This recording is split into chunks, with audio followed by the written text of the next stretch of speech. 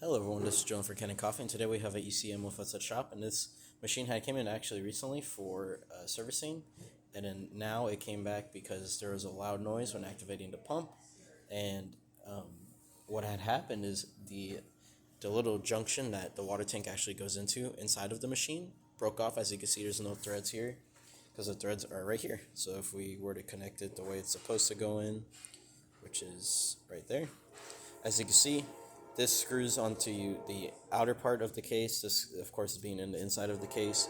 Your water tank pushes through the top, hitting that little pole in there, and then pushes the water tank open. Now, what happened is these parts snapped. This part was off ledged, a different direction. When you put your water tank in, it barely pushed on that probe, and at some point it just fully came off, and you weren't able to actually use the machine. And when you were to pull the lever to activate the pump, it would sound really dry and loud, which is the noises that we were hearing.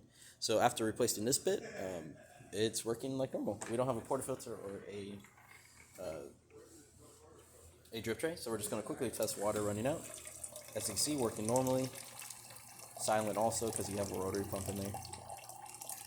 Turn that off. You're going to get a lot of water through the bottom. We're going to quickly just test steaming function. Steaming working well. And of course, hot water. Yeah, that's about it for this repair. If you like this video or any of the other repairs on our channel, leave a like, subscribe, and hit the bell. Thanks for watching.